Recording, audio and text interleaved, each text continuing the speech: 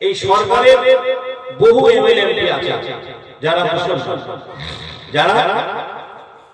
মুসলমান, তাদের মধ্যে থেকে একটা লোক সম্পূর্ণ আলাদা। আপনারা সোশ্যাল মিডিয়ায় দেখছেন তার নাম হুমায়ুন কবির। জি, এক বছর আগে থেকে উনি ঘোষণা করেছিলেন যে আমি মুর্শিদাবাদের মাটিতে কোন একটা জায়গায় বাবরি মসজিদ ভিত্তি স্থাপন করব।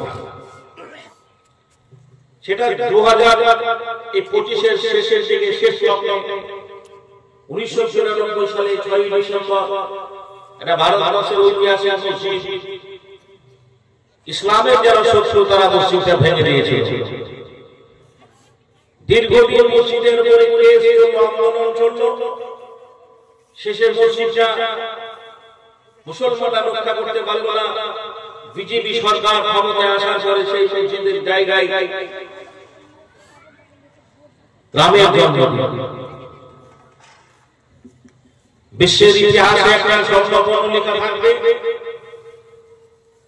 57টা মুসলিম দেশ সবাই চুপ করে দেখল, মসজিদটা ফিরিয়ে পেল মুসলমানরা। কিন্তু বর্তমান আজকে মুসলমানদের সেই ইমানি তাকওয়া নেই। যেখান থেকে তেলের উৎস, যেখান থেকে তেল হয় সেটা মুসলিম দেশ। ডিজেল পেট্রোল যে দেশ থেকে আসে সেই দেশগুলো মুসলিম দেশ। সেই দিন যদি তারা আমলের ইশারায় বলতো নরেন্দ্র মোদী তুমি হুঁশিয়ার হয়ে যাও, তুমি আমাদের মসজিদে হস্তক্ষেপ করেছিল। ভারতবর্ষে মুসলমানদের মসজিদ নয়, মসজিদ হচ্ছে আল্লাহর ঘর। অতএব তুমি আল্লাহর ঘরে হাত লাগিয়েছো, যদি পুনরায় সেই মসজিদ নির্মাণ না করে দাও আমরা তেল বন্ধ করে দেবো। জোরে বলে মসজিদ হতো না, হতো না, জোরে বলে মসজিদ হতো।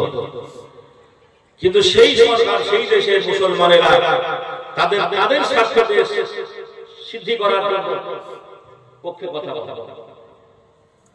কথা বলার ফলে মানুষের ক্ষোভ বিক্ষোভ থাকতেই পারে, উঁচু সূচনা হতেই পারে।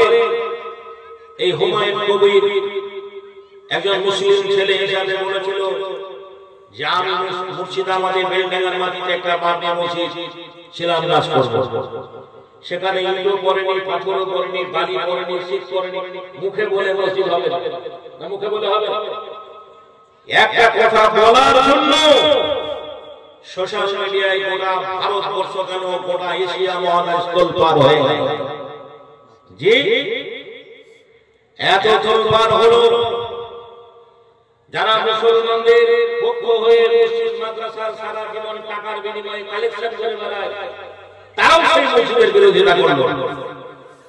আপনারা সেটা সোশ্যাল মিডিয়ায় দেখতে পাচ্ছেন। আমি বিপক্ষে কথা বলছি না, ভালো করে বলুন। একটা মসজিদ ভেঙে যে দেশের সংবিধানে স্বীকৃতি দেওয়া হয়েছে যে কোনো ধর্মের লোক যে কোনো ধর্ম গ্রহণ করতে পারে, এই দেশে মসজিদে আযান হবে, মন্দিরে পূজা হবে, গির্জায় প্রার্থনা হবে, আপন নিজের ধর্ম পালন করবে। একটা মসজিদ ভেঙে মন্দির করা হলো, প্রতিবাদ হলো না। আমরা যে সরকার নির্বাচন করেছি এই সরকার প্রতিনিয়ত যে সব ধর্মের সমন্বয়ের কথা বলার সত্ত্বেও একটা ধর্মের মানুষকে মদত যোগাচ্ছে।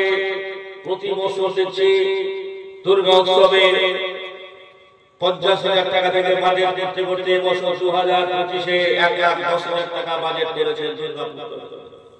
পশ্চিমবাংলায় যত দুর্গা মন্দিরের প্রতিমা হয়েছে আজকের সরকার 1,20,000 টাকা 1,10,000 টাকা করে দিয়েছে। সে তার দেখতে এটা আমাদের দেখার দরকার নেই, দিতে পারে।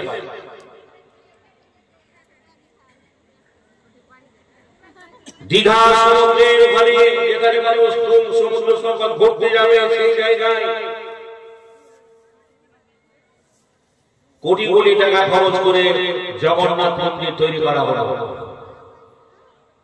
মুসলমানরা প্রতিবাদ করেনি, করার দরকার নেই। তুমি করো বলে তাদের দেখার দরকার নেই।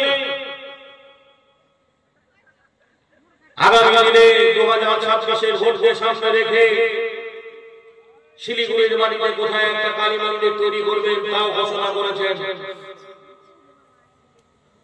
আমরা সেই জায়গায় হাত দিতে যাবো না, প্রতিবাদ করবো না। কিন্তু একটা তোমার দলের একটা নেতা শুধু মুখে মুখে বলেছে যে মসজিদ করব, মুখে বললে তো হবে না, ওখানে অর্থের প্রয়োজন আছে, ওখানে জায়গার প্রয়োজন আছে।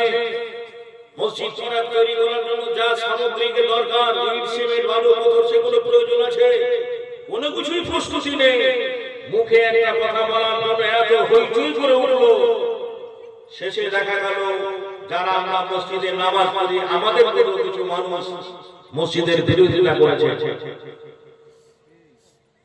তাই আমার বন্ধুরে আমার, নবীর যুগে ওই রকম লোক ছিল যারা নবীর সাথে সুবহানাল্লাহ নবীর কথা মতো আল্লাহর নবীর সঙ্গে চলাফেরা করতেন। নবীর কথাগুলো মন দিয়ে শুনতেন, আর শোনার পরে সেই কথাগুলো আমার কাফেরদের সঙ্গে আলোচনা করতেন। যারা তোমাদের মুহাম্মদ এই বলেছে, এদেরকে মুনাফিক বলা হয়। এই মুনাফিকের নামে হাজারো মুসলমান বাংলায় ধরে আমার আজকে সোশ্যাল মিডিয়ায় ধরা পড়ো। আমি ওই দিকে যাব না ভাই, একটা কথা আপনাকে বলবো, এটা মসজিদের জলসা। আফসোস লাগে এই মসজিদে জলসা করার জন্য হঠাৎ করে হয়নি। এই গ্রামে একটা প্রাথমিক অবস্থায় মিটিং ডাকা হয়েছে, ছোট বড় সবকে নিয়ে আলোচনায় বসেছে কোন ডেটে কোন তারিখে যে জলসাটা করলে ঠিক হবে। মানুষ সমস্ত দিক বজায় রেখে, আমরা চাষি মানুষ, মাঠে ধান আছে, ফসল আছে, সবকিছু দিক বজায় রেখে যে কমিটি কর্তৃপক্ষ বক্তাদের সঙ্গে যোগাযোগ করে এই ডেটটাকে 1 মাস আগে থেকে সিলেকশন করেছে, ঘোষণা করেছে, কত দূর করেছে, কাটাকাটি করেছে, চাঁদা বার্তা কালেকশন করেছে, এত কিছু ব্যবস্থা করার পরে গ্রামে যে জলসাগুলোকে মেলা বসেছে সেই মেলায় হইচই হইচই, এত লোকের হাইরে হতভাগা মুসলমান